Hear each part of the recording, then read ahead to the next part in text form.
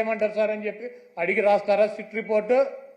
మీకు దమ్ముంటే సుప్రీంకోర్టు ప్రధాన న్యాయమూర్తితో విచారణ జరిపించండి, లేకపోతే సిబిఐతో విచారణ జరిపించండి. ఏమీ లేవు.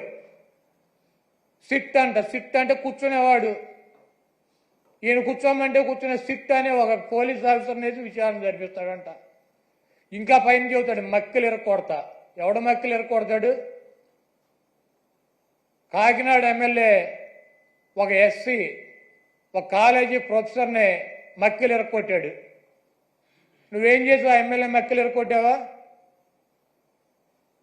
వెస్ట్ గోదావరి జిల్లాలో ఈ రాజ్యాంగాన్ని రచించినటువంటి డాక్టర్ బిఆర్ అంబేద్కర్ గారి పటాన్ని చించి అవతల పారేశాడు. అక్కడ దళితులు ఆందోళన చేస్తున్నారు 2 చోట్ల కూడా. నువ్వేం చేసావు? 2 ఎమ్మెల్యేలు మక్కిలు ఎరకొట్టావా? ఈ రాష్ట్రంలో నీ పార్టీ కార్యకర్తలు నాయకులు బరి తెగించి రోడ్ల మీద వైఎస్ఆర్ కాంగ్రెస్ పార్టీ కార్యకర్తలను చంపుతున్నారు, నాయకులను చంపుతున్నారు. వీళ్ళ మక్కిలు ఎరకొట్టావా? వాళ్ళ మీద కనీసం కేసులు పెట్టగలిగావా?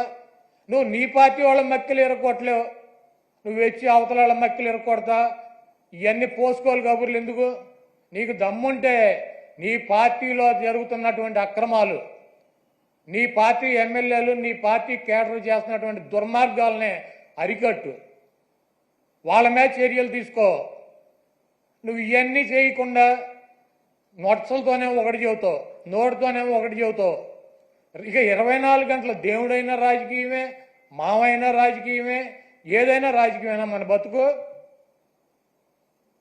కాబట్టి చంద్రబాబు నాయుడు చేసినటువంటి ఈ దుర్మార్గానికి, వెంకటేశ్వర స్వామి మీద ఆయన ప్రసాదం మీద జరిగినటువంటి బురదకి ఆ స్వామిని క్షమించమని చెప్పి ఈ చేసినటువంటి చంద్రబాబు చేసినటువంటి ఈ దుర్మార్గానికి, ఈ పాపానికి ఏమన్నా శిక్ష వేస్తే ఆయనకి వేయండి, కానీ ఈ రాష్ట్ర ప్రజలకు కానీ దీంట్లో తెలవక ఎవరన్నా సమిధులైతే వాళ్ళని వదిలేయమని చెప్పి 28వ తారీఖున వైఎస్ఆర్ కాంగ్రెస్ పార్టీ నాయకులు కార్యకర్తలు, అదేవిధంగా ఆ వెంకటేశ్వర స్వామి భక్తులు మీకు అందుబాటులో ఉన్నటువంటి దేవాలయాల్లో పూజలు చేసి చంద్రబాబు చేసినటువంటి ఈ పాపాలకి, చంద్రబాబు చేసినటువంటి ఈ దుర్మార్గానికి, చంద్రబాబు దిగజారిపోయినటువంటి ఈ